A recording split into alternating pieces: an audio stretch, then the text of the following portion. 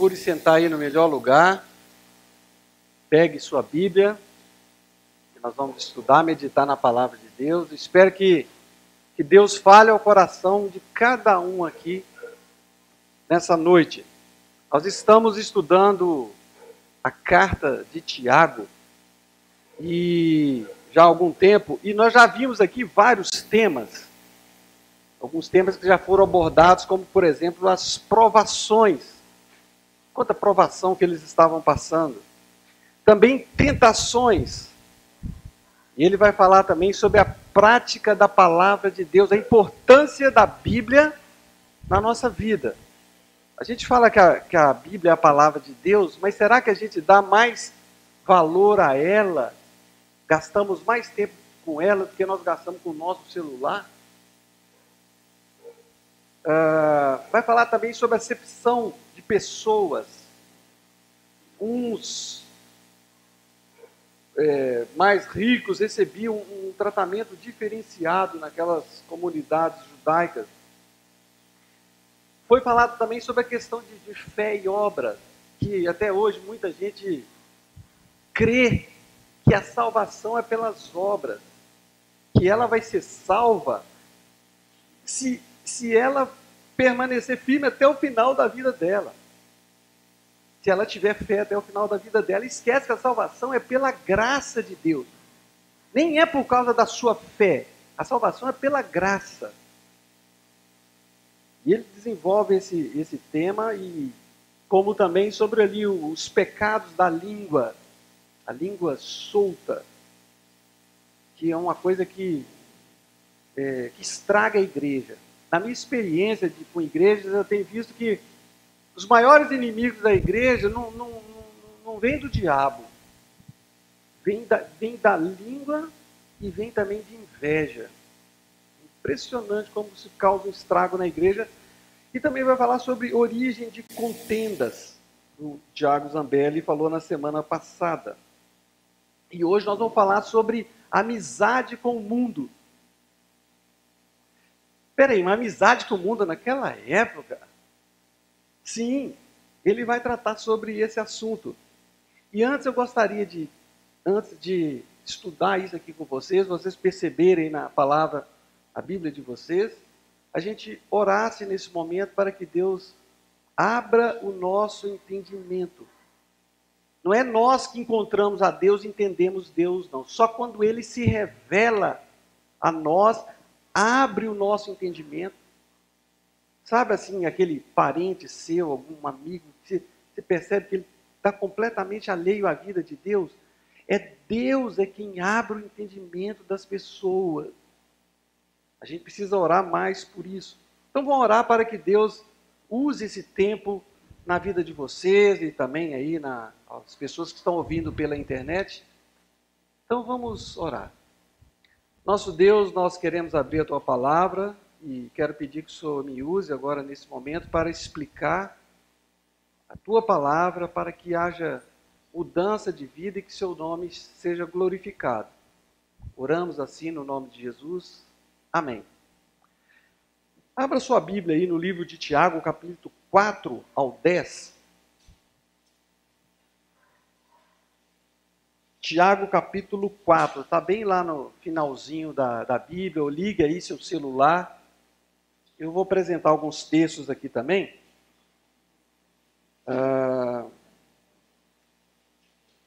Esse texto que nós vamos ler, ele está relacionado com o contexto que foi falado semana passada na pregação, que vai falar sobre contendas que estava havendo entre eles.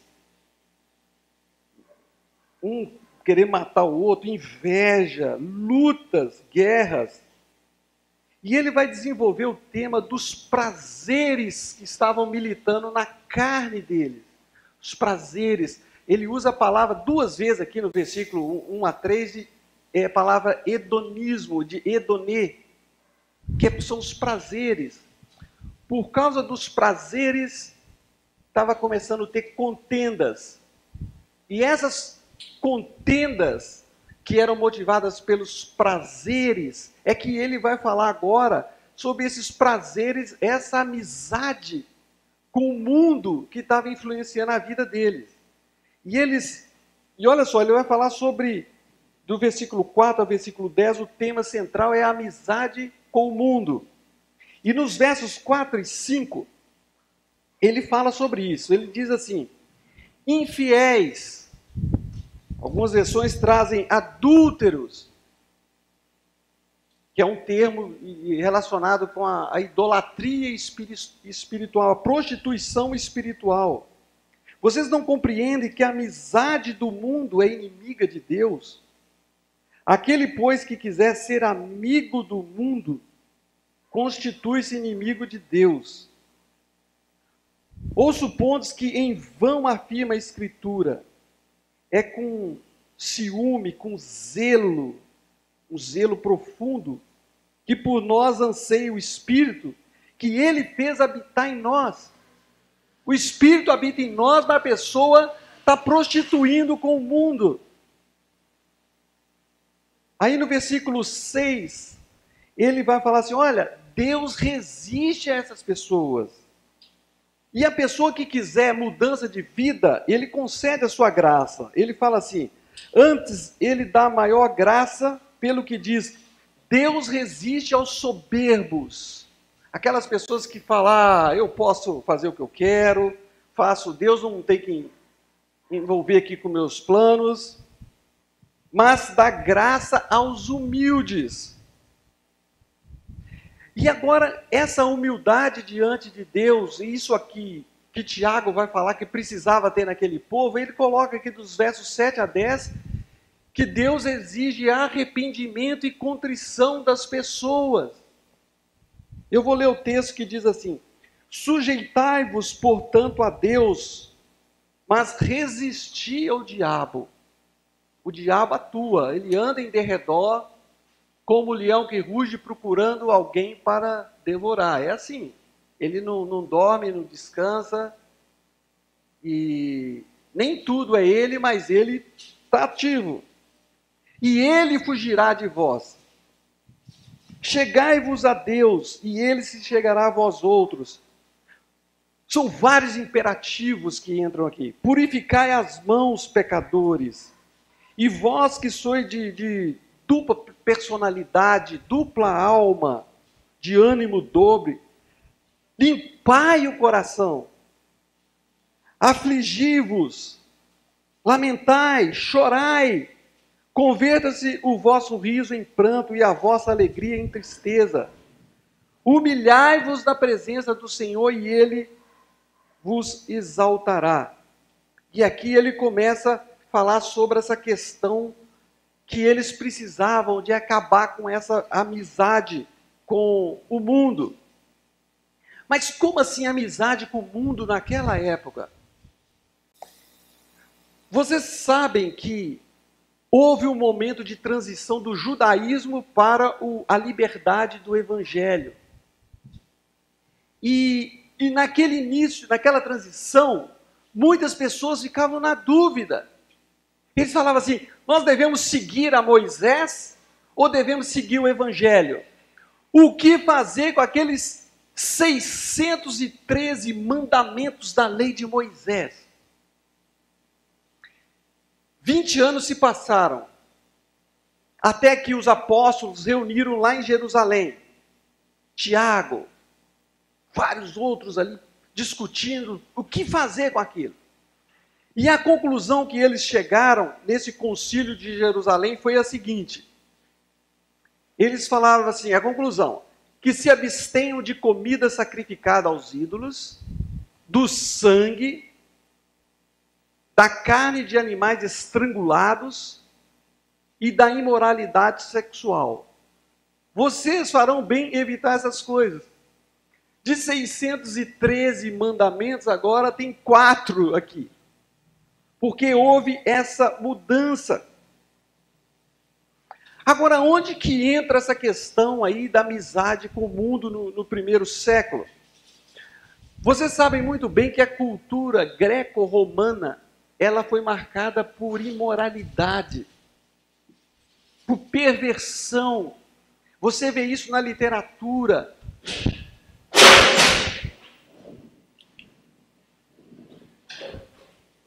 Há um escritor, Suetônio, que ele escreveu sobre os imperadores. Ele fala o seguinte: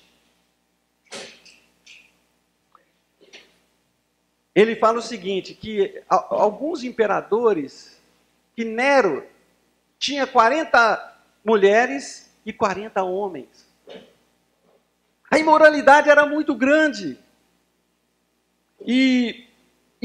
Porque havia o dualismo grego, que eles falavam o seguinte: olha, o que você faz com o seu corpo não prejudica o seu espírito.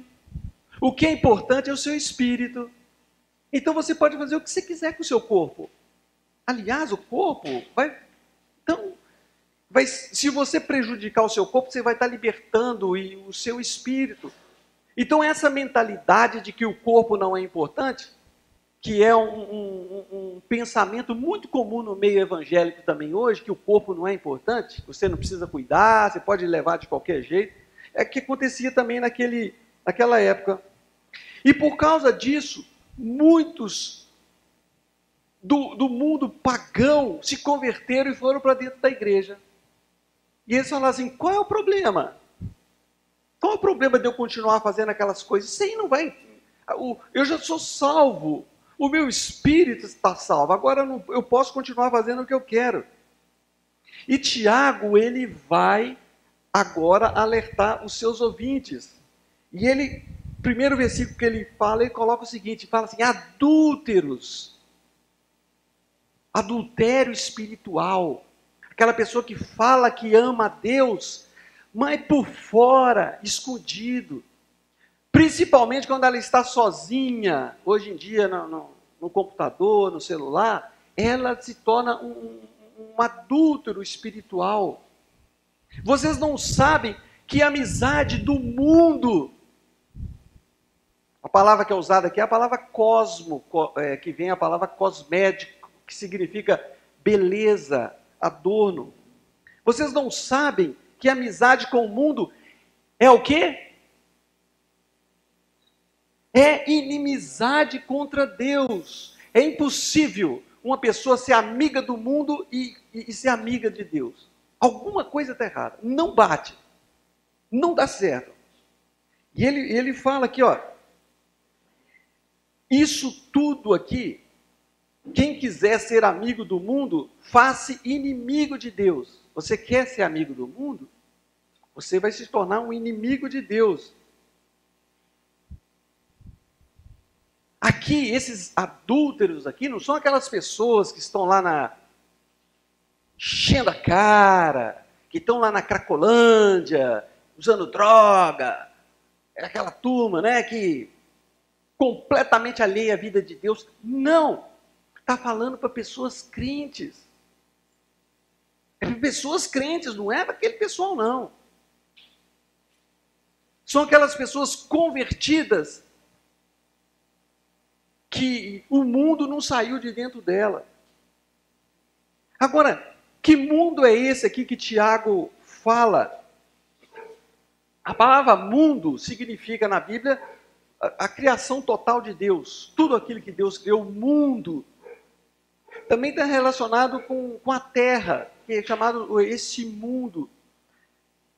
E outro significado dessa palavra mundo, que está relacionada com o contexto de onde você está lendo, que a palavra mundo, muitas vezes, ela está relacionada com esse sistema satânico, diabólico, de forças, de poderes, de princípios, de filosofias que fazem a mente e a cabeça de muitas pessoas.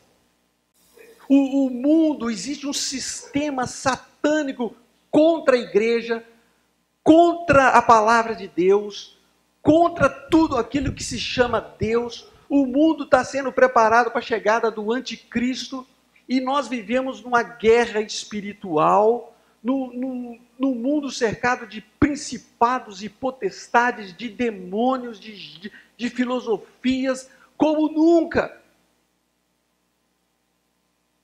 E aqui contra esse sistema diabólico, 30 anos depois, João vai falar sobre isso também. Ele fala assim: não ameis o mundo. O mundo é muito interessante. O mundo tem coisas boas. O diabo ofereceu para Jesus o mundo e todas aquelas Las Vegas, Alexandrias, todas aquelas cidades bonitas, tudo que pode imaginar de superior, de bonito. É isso que o diabo oferece. E João fala assim: não ameis o mundo, nem as coisas que há no mundo. Se alguém amar o mundo, o amor do Pai não está nele. Eu sei que tem gente que pensa assim: então Deus não é a favor da felicidade, do prazer. Ser cristão é só proibição, não pode isso, não pode aquilo, não pode aquilo. E isso não é verdade. Pelo contrário, Deus é que criou a felicidade, Deus é que criou o prazer, e Ele quer que a gente desfrute de todo o prazer. Quem mais fala isso são os jovens, né? O jovem fala: para que eu vou seguir a Jesus? Ser firme, porque eu vou perder minha liberdade, minha felicidade, não posso sair mais com meus amigos, eu não posso curtir. Depende do que é curtir. A Bíblia até incentiva você a aproveitar.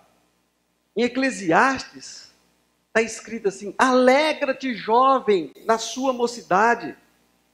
Seja feliz o seu coração nos dias da tua juventude, mocidade. Siga por onde o seu coração mandar. Vá para a Serra do Retiro, anda de bike, vai passear, vai viajar, viaja ao mundo, faça tudo o que você quer. Até onde a sua vista alcançar, vai embora, pega uma estrada.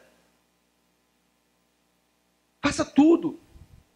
Mas saiba que de todas essas coisas, Deus o trará julgamento. Ou seja, se as coisas não forem feitas de acordo com a vontade de Deus, isso não é liberdade, isso é escravidão.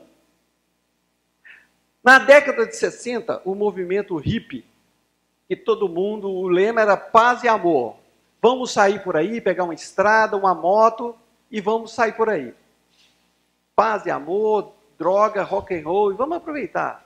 Que queriam curtir a vida para acabar com aquela sociedade que reprimia muito. E eles saíram. Só que alguns anos depois eles voltaram. Aqueles que conseguiram voltar ainda. Porque o mundo que as pessoas acham que é liberdade, na verdade é escravidão. Eu sou livre para fazer o que eu quero. Faça. Mas não é livre coisa nenhuma. Depois você vira escravo. É assim que acontece com vícios.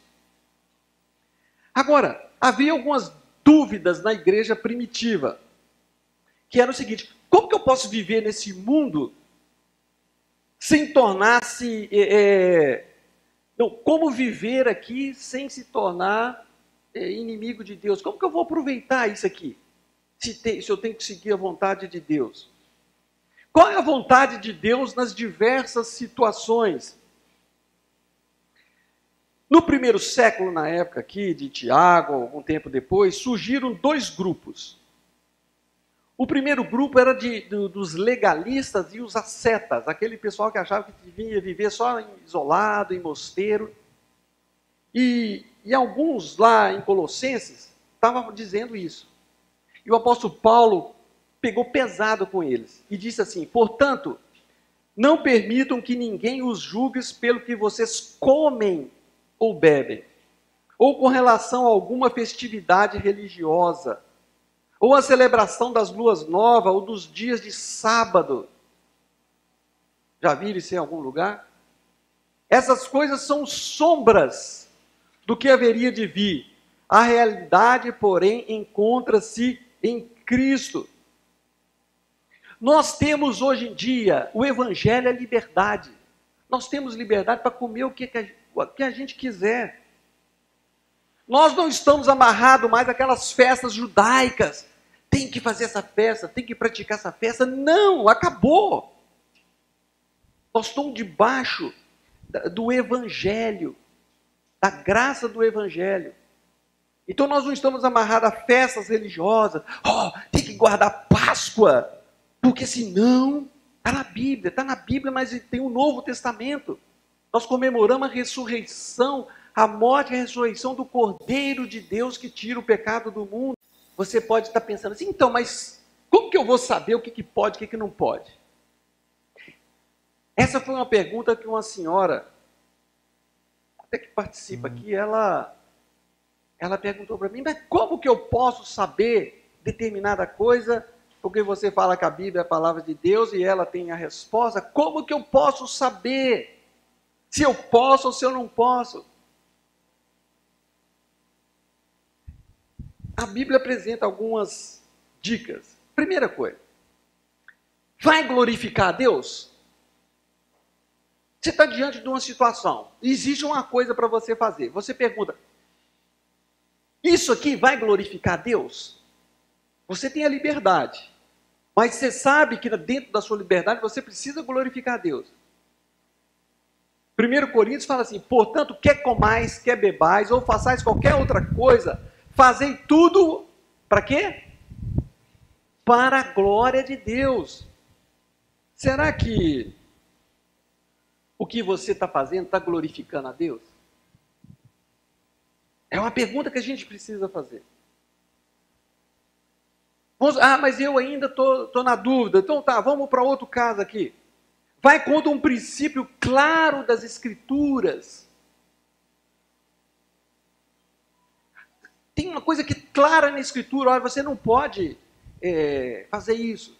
Você sabe que não pode, que está na Escritura, você vai fazer? A Bíblia, ela é autoridade na vida de vocês. Terceiro, vai ferir minha consciência? Você é condenado se comer, porque o que faz não provém de fé. E tudo que não provém de fé é pecado. O que estava acontecendo? Era comum naquela época o pessoal oferecer animais em sacrifício aos deuses, naqueles cultos, daquelas sociedades secretas que haviam. Matava um animal, pegava metade do animal, era sacrificada a um deus, e a outra metade é levada para o açougue da cidade. Aí, então, a igreja lá que estava crescendo, aquela coisa toda, o pessoal falou, espera aí, você foi comprar carne no açougue? Não pode. Aí outra irmã chegou lá e falou, não, mas pode. Pode ou não pode? Pode ou não pode? Aí ficou aquela dúvida, como ou não como? Come. Não, não come. Então ficou essa dúvida. E o apóstolo Paulo fala, olha, se você comprou a carne, não fica preocupado com o ídolo não é nada. Coma. Mas agora, se a sua consciência está te acusando, você está preocupado, não coma. Porque você não está fazendo uma coisa que provém de fé.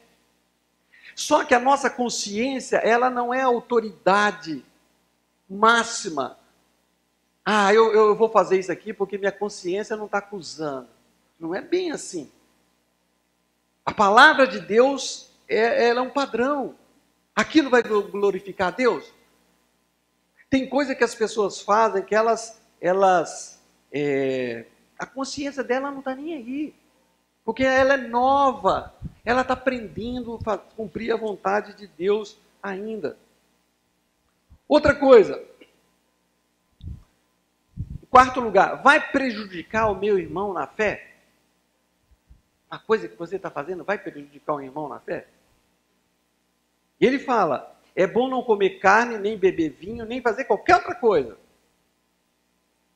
Não é bom, não é que é proibido. Fazer qualquer outra coisa, com que teu irmão venha tropeçar. Eu já acompanhei pessoas que passaram a vida dependente do álcool e um dia se libertaram. E ficaram livres e nunca mais botaram o álcool na boca. Agora, vamos supor que eu convido esse rapaz para ir na minha casa. Aí vamos supor que eu abro a geladeira, eu vou tomar um vinho. Ah, você não pode, o cara vai... Eu vou levar esse irmão a tropeçar. Se você faz uma coisa, você tem a liberdade. Você quer tomar uma cerveja, alguma coisa? Você tem a liberdade, mas essa liberdade está condicionada a você ver se aquilo vai prejudicar o seu irmão. Comer carne, alguma coisa que... Porque a prioridade é o seu irmão. Você tem a liberdade, mas a liberdade não significa que você pode fazer tudo. Em quinto lugar, já estamos terminando. Vai prejudicar o meu corpo? Em 1 Coríntios, fala aqui, olha, acaso não sabeis que o vosso corpo é santuário do Espírito Santo? O seu corpo aí, você que já tem o Espírito Santo mora dentro de você, não vai sair de você, isso é um selo, uma garantia. Deus não está dentro de templos, Deus está dentro de corações. E quando você tem seu corpo, você tem que pensar que Deus mora dentro de você, que o corpo é importante. E que não é de vocês mesmos. E Deus fala, aquele que destruiu o santuário de Deus, Deus o destruirá. A teologia do corpo não é muito falado assim nas igrejas. Porque eu já falei que as pessoas acham que o importante é a alma. O corpo que se dane. Mas Deus, Ele quer que você cuide do seu corpo. Por que eu não fumo? Eu não fumo porque vai me prejudicar o meu corpo. Por que eu eu tenho liberdade de fazer um monte de coisa, mas por que eu não faço? Vai prejudicar o meu corpo. Não só isso. Por exemplo, eu agora comecei na academia com muito custo, depois do meu tombo. Para que eu vou na academia? Eu não vou na academia para ficar forte, não vai adiantar nada. Não ficar fortão,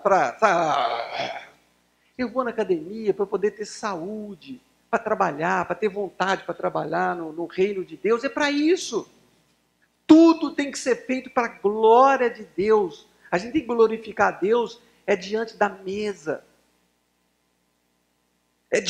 Com o tempo que vocês têm. O tempo que vocês têm não é de vocês. O tempo que você está dando, a vida que vocês têm, pertence a Deus. O corpo que vocês têm, que estão podendo me enxergar aqui agora, que vocês vieram para cá sem cadeira de roda e estão podendo andar, isso pertence a Deus. Deus deu para vocês cuidarem da melhor maneira possível, para que você glorifique a Deus. Quando você observa um passarinho cantando, Deus criou aquele passarinho para ele espelhar a beleza de Deus. E seu corpo não é diferente. Eu vou passar um vídeo para vocês aqui agora, que vai explicar mais um pouquinho para vocês. Eu gostaria de saber se é possível apagar um pouco dessas lâmpadas aqui. É um vídeo bem explicativo, que vai mostrar como que funciona, tá? Todo mundo prestando atenção aqui.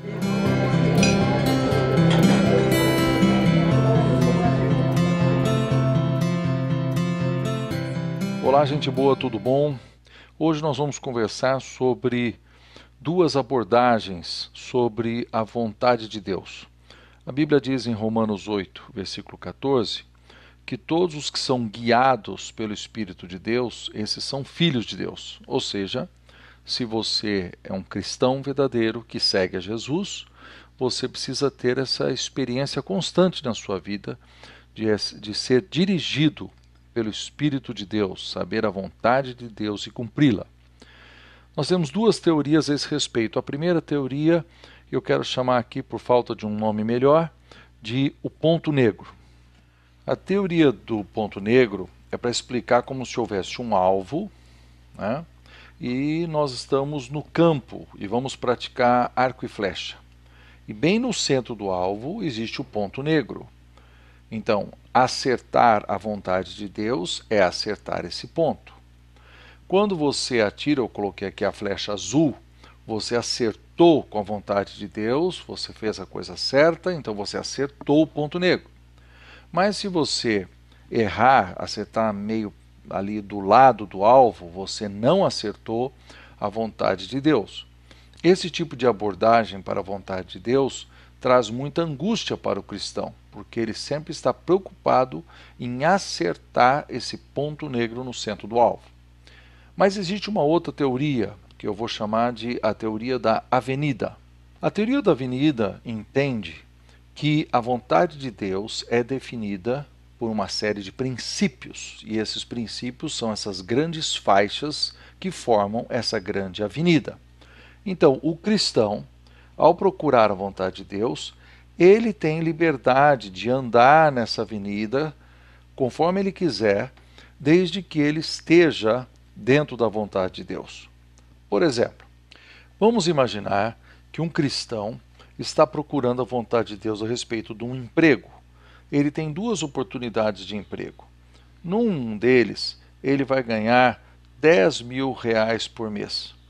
A outra oferta de emprego, ele vai ganhar R$ 5.000 por mês. Então aqui nós temos um cristão entrando em conflito. Alguns acreditam que o certo seria escolher o de R$ 10.000, porque Deus quer que a gente seja rico. E tem gente que acredita que não, que o certo é escolher o de R$ 5.000, porque Deus quer que a gente seja pobre e simples. Nenhuma das duas posições está correta. A verdade é, você pode escolher. Você pode escolher qualquer um dos dois. O que é que você não pode escolher? Você não pode escolher uma outra oportunidade que você tem de emprego aqui, ganhando, sei lá, 20 mil, vamos inventar isso, no qual você precisa desobedecer esses princípios da palavra. Por exemplo, eu te pago mais, mas você precisa mentir, você precisa produzir relatórios errados, ou você precisa entregar drogas no bairro do vizinho, ou você precisa tratar mal os funcionários, porque aqui na nossa empresa é assim. Você está saindo, você está abandonando os princípios da vontade de Deus, os princípios que iluminam a vida do cristão. Mas se você estiver dentro do caminho, você pode fazer uma escolha. Deixa eu mudar o exemplo. Vamos imaginar que o assunto não é emprego, que o assunto é casamento. Então, eu estou procurando uma esposa e eu tenho duas meninas que eu acho que têm grandes possibilidades. Ué, você pode escolher. Claro que a menina também pode escolher, não é verdade? Mas você pode escolher qualquer uma das duas. O que é que você não pode escolher? Você não pode escolher uma menina que esteja totalmente fora dos princípios bíblicos. Por exemplo, casar-se com alguém que não serve a Jesus, que não segue a Jesus. Vamos usar essa mesma ilustração da procura de uma esposa na teoria do ponto negro. Pensa comigo por um instante. Olha a angústia. Esse cristão aqui, ele casou com a mulher errada, porque ele não acertou naquele ponto negro. Ah, se ele casou com a mulher errada, ela devia ter casado com esse cara aqui, de acordo com a vontade de Deus, mas ela não se casou. Então aquele cara também se casou com a mulher errada. Foi um erro que faz com que o outro homem que está do lado lá e que devia casar com essa aqui também errou. Ou seja, nós estamos acreditando de que um erro inicial absurdo sobre o casamento faz com que todo o universo seja desmantelado e que Deus, coitado, Deus não conseguiu colocar ordem no universo porque eu casei com a mulher errada. Vocês estão percebendo como a teoria do ponto negro não é razoável e falta bom senso? Agora, vamos voltar para a avenida. A avenida, ela é formada por princípios. Princípios que devem reger as nossas vidas. Então, não vamos usar apenas o texto de Romanos 8,14. Vamos usar Salmo 119, 105. O que diz lá? Texto muito conhecido. Lâmpada para os meus pés são a tua palavra e luz para os meus caminhos. Então, quando eu entendo que a palavra de Deus tem uma série de princípios que devem reger a minha vida, eu também começo a acreditar que eu posso fazer escolhas. eu posso fazer decisões, desde que elas sejam de acordo com esses princípios da vontade de Deus. Enquanto que do outro lado, o ponto negro é uma busca desenfreada por Deus revelar um mistério secreto que ele tem e que eu então preciso descobrir qual é o ponto negro. Deixa eu terminar dizendo o seguinte: geralmente as pessoas que estão querendo acertar naquele ponto negro estão usando um processo mais místico e desprezam o bom senso. Eles querem que Deus dirija como ele deve fazer uma decisão comercial, com quem que ele deve se casar, com todas as decisões da vida do dia a dia, e ele fica nessa busca mística. Como é que Deus vai me revelar? É um pessoal que geralmente fica pedindo sinais. Ele quer que Deus faça cair na frente dele uma tabuleta. Ele quer que Deus sempre mostre para ele de alguma forma: olha, é por aqui que você deve seguir. Do outro lado, também tem erros. Pessoas que só tomam decisão baseado nos princípios, às vezes se tornam pessoas muito racionais. Usam um processo racional, mas sem espiritualidade. É possível errar também nessa área. Você se torna uma pessoa tão cabeça, quer cranear as suas decisões, que não leva em consideração a direção do Espírito Santo. Onde é que está a sabedoria? A grande sabedoria está nesses 2 versículos da palavra. Você tem que ser guiado pelo Espírito Santo. Essa é a parte mística. Mas você tem que tomar decisões baseadas em princípios da palavra, que são a lâmpada dos nossos pés. Então, queridos, terminamos essa lição assim: na busca da vontade de Deus, primeiro, nós cremos no modelo da avenida, onde a palavra tem os princípios. Nós buscamos a Deus em oração e ouvimos a voz do Senhor considerando esses princípios. Não fazemos isso sem bom senso, pelo contrário, usamos o bom senso, mas usamos a oração, somos racionais e somos espirituais. Queremos que Deus dirija e cremos que podemos tomar decisões corretas a cada passo. Bom, é isso aí. Que Deus nos ajude a todos a sermos guiados por Deus em cada dia. Um abração. Nos dias de Tiago, o diabo tentou levar a igreja para o mundo, através dos prazeres. E por causa das palavras dos apóstolos, dos ensinamentos, ele parece que não teve assim tanto êxito, não teve tanto efeito, porque a igreja ela se tornou zelosa da pureza e também da doutrina. Foi assim que aconteceu nos primeiros séculos. Mesmo a igreja católica criou monastério, porque as pessoas queriam fugir do mundo. Até 50 anos atrás, eu lembro que a igreja ela não tinha amizade com o mundo. O mundo que eu fui criado, eu tive uma formação presbiteriana, e na igreja não se falava assim, de crente participar de baile, pular carnaval, fumar. São coisas assim que praticamente inexistentes. Um cristão ficar num boteco, enchendo a cara. As mulheres tinham que andar com um traje decente naquela época, na igreja. A liturgia era uma coisa que era bem respeitada, as letras das músicas. Mas eu tenho percebido que nas últimas décadas, como o diabo não tentou fazer isso, o diabo está começando a levar o mundo para dentro da igreja. Eu não estou falando que naquela época, 50 anos atrás, era o correto. Naquela época, sim.